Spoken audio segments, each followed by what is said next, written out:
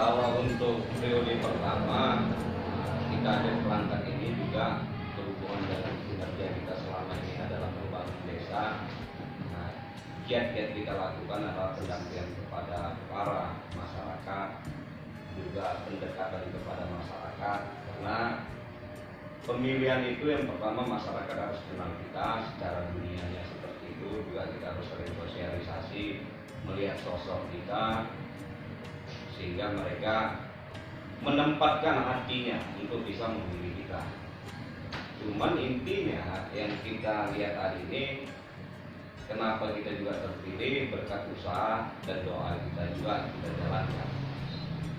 Karena pertama kali saya menjadi caleg di Partai Gerindra ini, kalau nomor urut caleg saya waktu itu ya 11.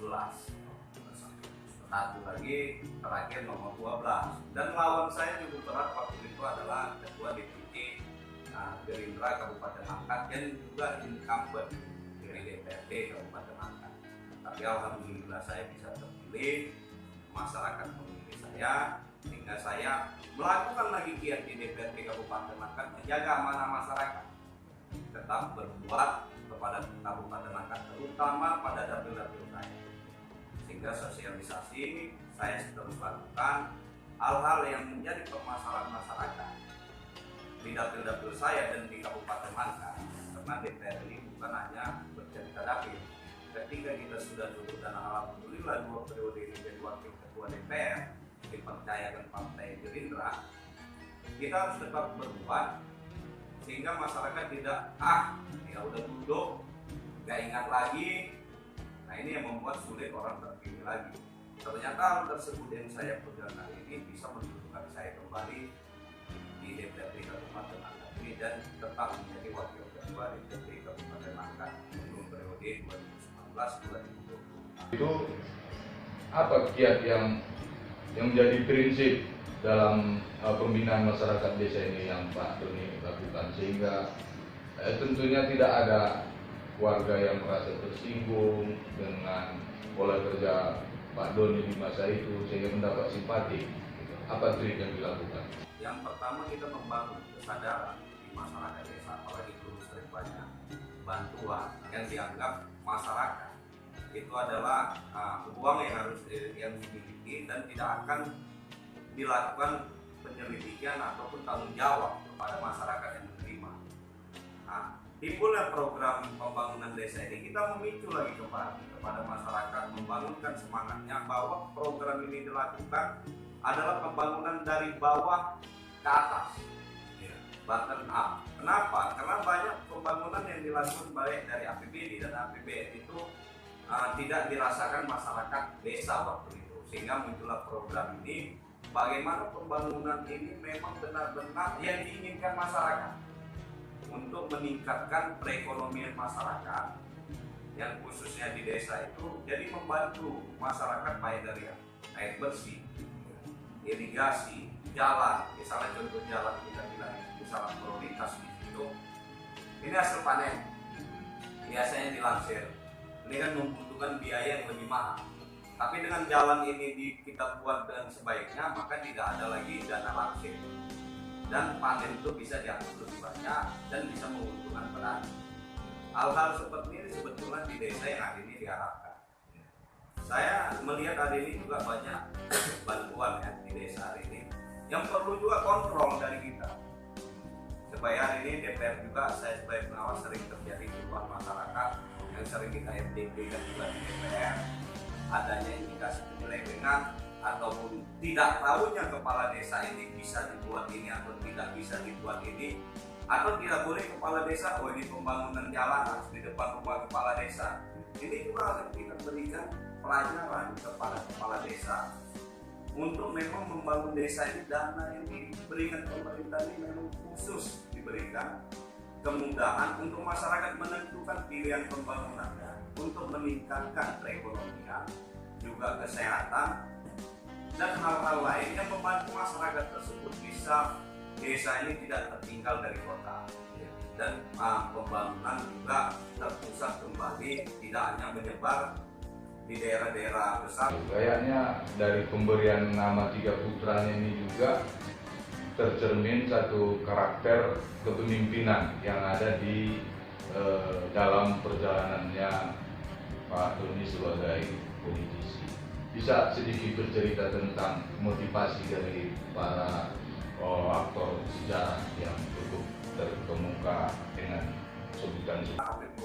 Yang pertama, saya menginginkan bahwa berhasil dalam hidup itu tidak lain kalau hari ini saya beragama Muslim, bahwa kembalilah ke agama, bahwa tidak pernah dekat ke Allah susah. Siapa yang dekat ke agama, siapa yang dekat ke Tuhannya, maka Yang Maha Kuasa akan memberikan bantuan kemudahan kepada kita. Jadi kunci kiat sukses kita juga berhubungan dengan nama-nama anak kita, bahwa ini ketika kita memang pasrahkan diri kita kepada Yang Maha Kuasa, bahwa apa yang kita buat ini memang tidak bertentangan dengan beliau, dan kita buat ini memang berjalan dengan agama, maka dukungan yang tanpa kita ketahui ada kekuatan yang luar biasa bisa hari ini membuat kita sesukses ini.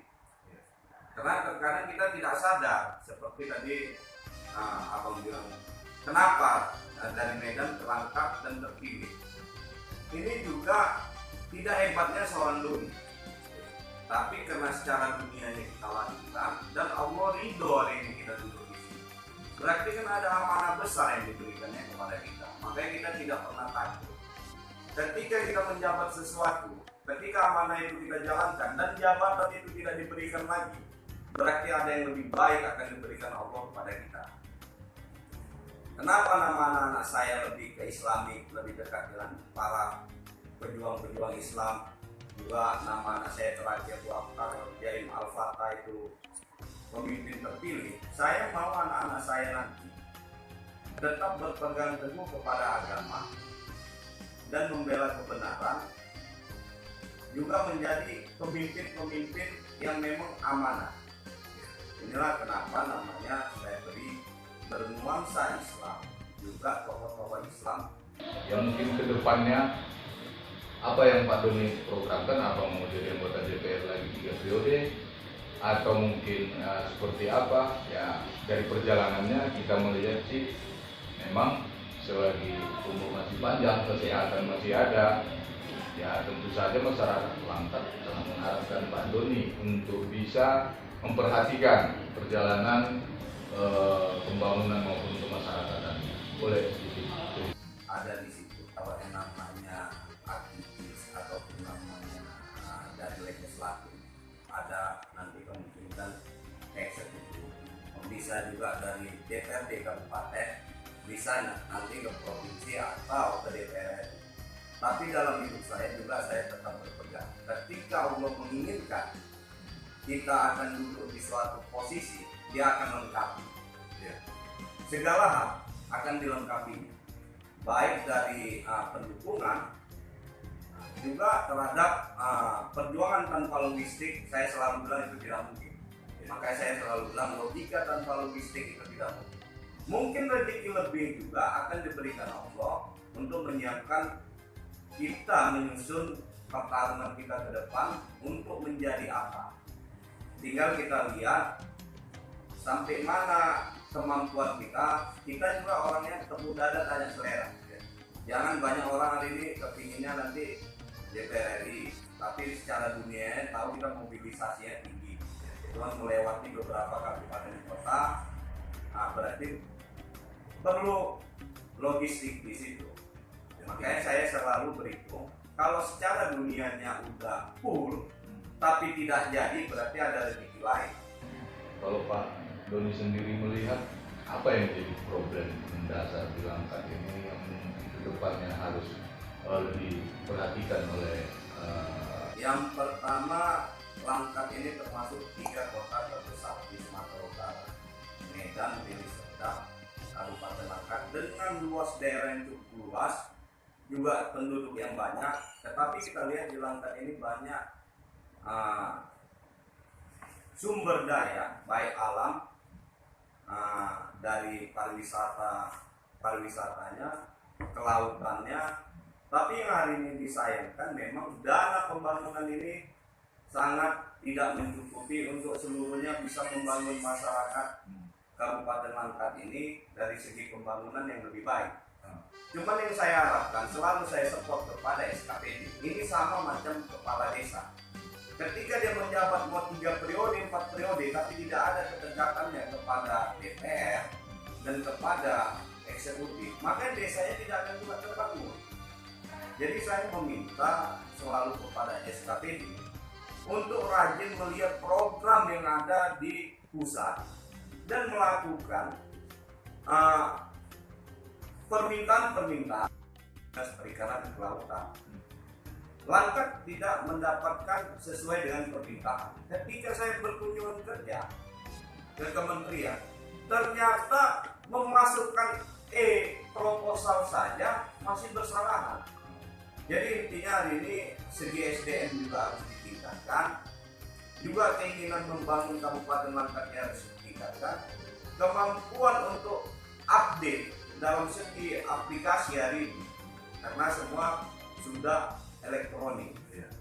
Jadi kita menginginkan SKPD juga membantu visi-visi Bupati hari ini mengejar semua ketinggalan ada di Kabupaten Langkat ini untuk berkoordinasi dengan kementerian masing-masing. Karena dana kementerian itu sangat banyak, tetapi disayangkan kelengkapan di kabupaten yang belum siap. Salah satunya contoh pariwisata. Pariwisata Langkat ini kan luar biasa. Bukit Lawang sudah mendunia, ada orang hutannya, tangkan dan gajahnya. Tetapi saya pertanyakan kemarin ke kementerian, kenapa belum ada bantuan? Ternyata belum melengkapi induk pembangunan pariwisata. Alhamdulillah tahun ini sudah selesai. Nah, induk pembangunan pariwisatanya sehingga nanti bisa mengajukan proposal ke kementerian. Bagaimana kementerian bisa membantu kalau tidak tahu apa yang mau dibantu? Intinya itu peningkatan SDM yang pertama yang harus ditingkatkan.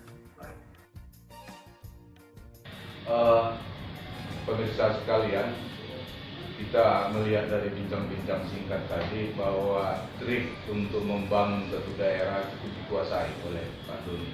Tentunya ini memerlukan dukungan yang penuh dari masyarakat jika ingin Pak Doni tetap berkarya atau mengabdi membangun Kabupaten Langkat.